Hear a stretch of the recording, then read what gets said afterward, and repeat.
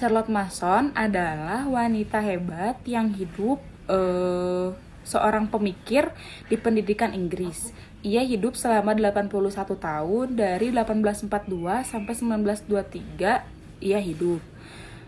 Meski di dunia pendidikan nama yang terkenal yaitu Montessori, namun metode Charlotte Mason ini ia memiliki kepopuleran di luar negeri maupun di Indonesia sendiri di kalangan homeschooler.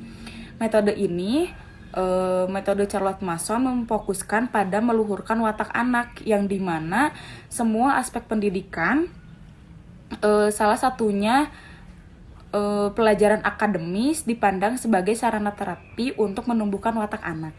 Metode ini memiliki dua fase. Yang pertama ada fase prasekolah, dimulai dari 0 sampai 6 atau 7 tahun, yang dimana mereka belajar kebiasaan baik, bebas melakukan apapun, mulai dari belajar membaca, belajar menulis, dan orang tua pun ikut berperan aktif dalam pembelajaran ini.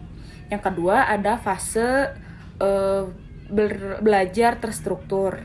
Dari umur 6 tahun mereka belajar generus kurikulum and short lesson, yang dimana anak-anak diberi pelajaran yang sangat banyak, namun durasinya pendek-pendek. Misalnya belajar matematika 5 menit, belajar bahasa Inggris 5 menit, sisanya mereka belajar apa yang ia minati.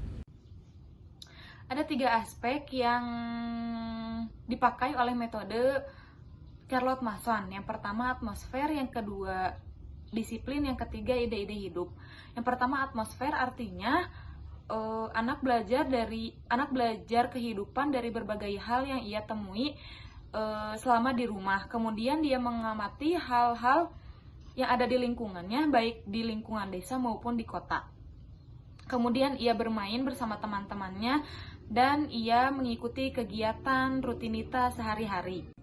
Yang kedua disiplin. Disiplin artinya ia belajar dari kebiasaan-kebiasaan yang membantunya mengatur dan mengontrol dirinya sendiri. Ketika kita mempelajari metode ini, kita akan menyadari betapa pentingnya pembiasaan pembentukan karakter baik dalam proses pendidikan. Yang ketiga, ide-ide hidup. Sebenarnya aspek ini berkaitan dengan akademik. Bahwasannya kita harus memberikan pemikiran, gagasan, ide-ide hidup bagi mereka, dan bukan hanya memberikan fakta-fakta yang tidak bernutrisi bagi akal-akal mereka. Salah satu ide-ide hidup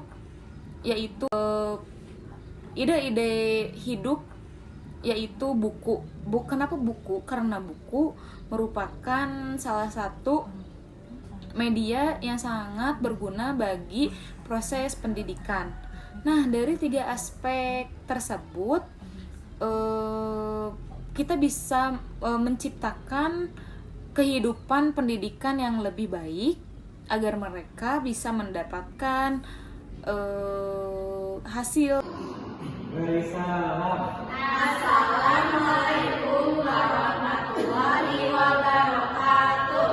Waalaikumsalam warahmatullahi wabarakatuh. Gimana hari ini? Sehat? Sehat, Bu. Ada yang tidak masuk hari ini?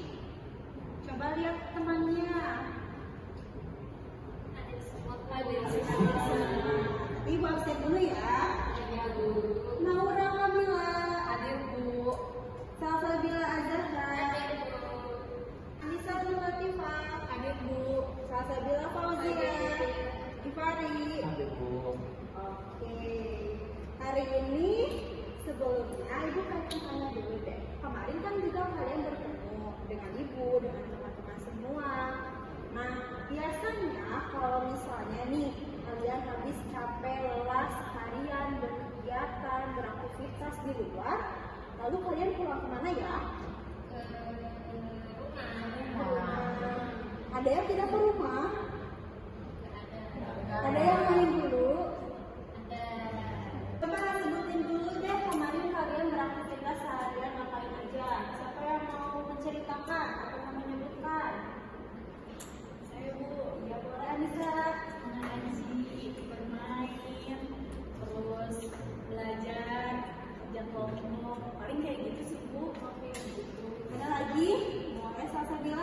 bermain boneka.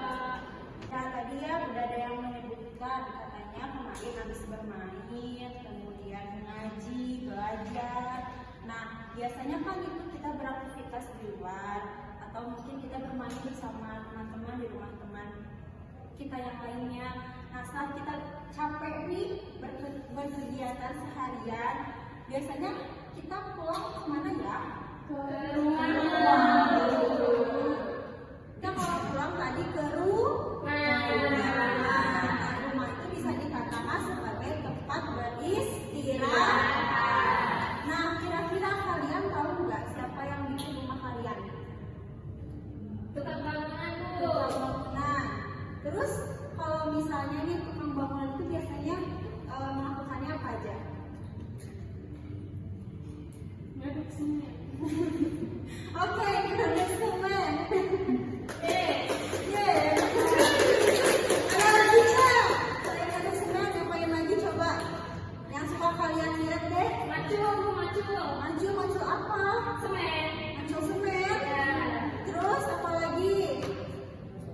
Masak batu bata, betul. Ada lagi? Masak mata. Ngecat, Bu. Pasang kamar. Oke. Paku. Oke. Sampai pada akhirnya rumah itu jadi dan bisa ditempati. Kita bisa beristirahat. Nah, tapi tukang bangun itu kan yang membuat rumah itu sampai akhirnya jadi ya. Tapi di balik itu semua ada yang namanya arsitek. Ada yang tahu arsitek itu apa? Tadi udah tahu ya, arsitek itu apa? Orang yang merancang bangunan. Oke, sekarang Ibu punya sebuah teks mengenai profesi arsitek. Kalian boleh baca teks ini. Ibu kasih waktu selama 5 menit untuk membaca teks ini. Nanti Ibu minta ke kalian untuk menyimpulkan dari hasil kalian membaca teks ini. Bisa dipahami? Bisa. Bagikan ya.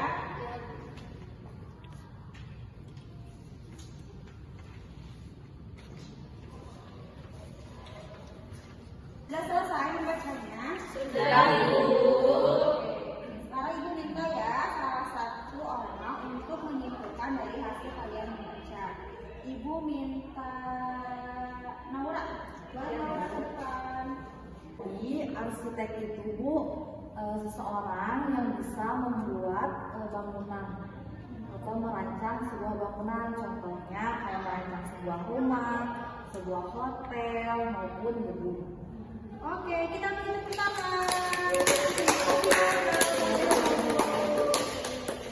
Nah, jadi tadi kata teman kalian kalau arsitek itu adalah seorang yang merancang sebuah bangunan. Kayak tadi contohnya apa aja? Hotel. Terus sekolah. Nah, kalau menurut kalian nih, kira-kira kalau misalnya tidak ada orang yang berprofesi sebagai arsitek, bisa tidak membangun sebuah bangunan yang tadi kalian sebut, kayak membangun hotel, membangun gedung dan lainnya? Menurut kalian bisa nggak? Nggak bisa. Alasannya? Tidak ada bayangannya, Bu. Tidak ada bayangan seperti apa? Bisa dulu, Ibu. Bisa miring. Karena tidak ada perhitungan. Oh, tidak ada perhitungan. Nah, udah ya. Tadi kalau misalnya nggak ada arsitek, tidak bisa membangun bangunan karena arsitek itu punya ilmunya sendiri. Mereka bisa merancang sebuah bangunan karena mereka orang yang pintar, orang yang bisa berhitung. Makanya kalian kalau menjadi arsitek harus pandai berhitung. Nah, arsitek pasti kan pandai berhitung ya, makanya mereka bisa membangun sebuah bangunan. Nah, biasanya arsitek itu kalau misalnya menggambar, dia itu menggambar di sebuah buku berpetak. Nah, di buku berpetak ini itu untuk mengetahui luas dari setiap bangunan yang akan mereka bikin. Nah, contoh di sini Ibu punya gambar yang di dalamnya ada kotak-kotak kecil lagi.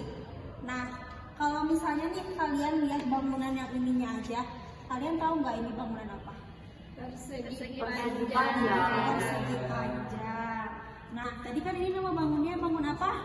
Persegi Persegi panjang. panjang. Nah, persegi panjang itu ada rumusnya. Rumus dari persegi panjang itu adalah panjang kali lebar. Coba di sini ada yang udah tahu belum kira-kira nih menurut kalian panjangnya yang mana, lebarnya yang mana? Panjangnya yang bawah bu. Wah, kalau lebarnya Yang tinggi yang bu. ada yang berpendapat lain enggak? Enggak ada, sama semua. Betul ya, panjang itu adalah yang di bawah. Lebar itu yang di sebelah pinggir. Oke, sekarang cara kita ngitungnya. Coba kalian hitung dulu kotak-kotak yang ada di bawah ini untuk menunjukkan berapa panjangnya. Di sini coba ada berapa kotak? 1, 2, 3, 4, 5, 6, 7. Berarti panjangnya berapa?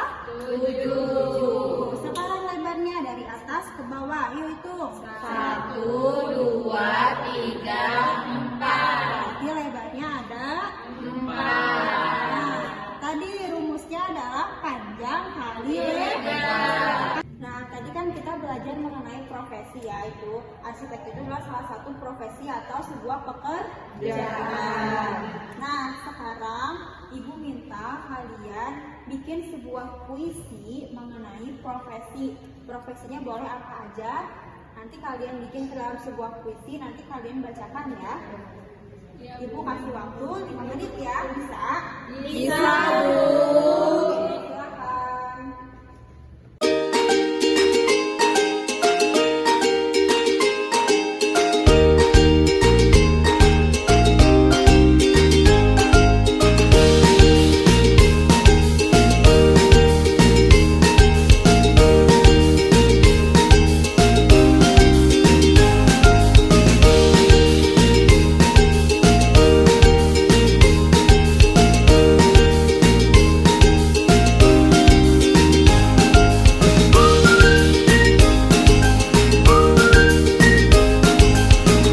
Sudah selesai?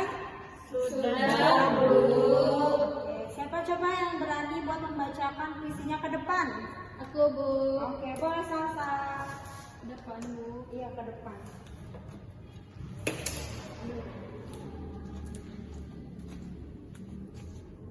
Aku ingin menjadi guru. Pagi yang cerah, aku berangkat ke sekolah untuk menuntut ilmu dan mengejar cita-cita. Hari demi hari kulewati dengan giat belajar untuk menggapai cita-citaku menjadi guru. Terima kasih. Hebat ya, tadi profesi tentang apa? Guru. Guru. Berarti Salsa katanya pengen jadi apa? Jadi guru. Terima kasih Salsa. Oke, tadi kita hari ini udah belajar apa aja ya? Ada yang mau mengungkapkan, menyebutkan? Gipa, boleh Gipa? Iya. Tentang matematika, Bu. Matematikanya tentang apa tadi? Tentang persegi panjang, Persegi panjang. Rumusnya tadi apa? panjang kali lebar. Ini kali lebar, hebat. Terus apa lagi? Arsitek, Bu. Arsitek. Arsitek itu tadi apa? Profesi. Profesi. Terus tadi kalian udah bikin apa? Puisi. Terus tadi kalian udah membaca apa? Siapa tadi yang di awal? Teks arsitek. Teks arsitek. Berarti udah banyak kegiatan ya di hari ini ya. Iya, Bu. Semoga pembelajaran kita di hari ini bisa bermanfaat ya, dan semoga kalian semua juga bisa memahami apa yang udah dijelaskan tadi ya. Iya, Bu. Untuk menutup kegiatan kita hari ini, kita baca bareng-bareng ya. Kita baca surat Al-Ikhlas. Boleh dipimpin sama Gipa. Bismillahirrahmanirrahim. Qul huwallahu ahad. Allahus samad. Lam yalid wa lam yulad wa lam yakul lahu kufuwan ahad. Sadaqallahul azim. Sekian untuk pertemuan hari ini. Sampai berjumpa di hari esok. Selamat beristirahat. Semoga sehat selalu. Assalamualaikum. Assalamualaikum warahmatullahi wabarakatuh. Waalaikumsalam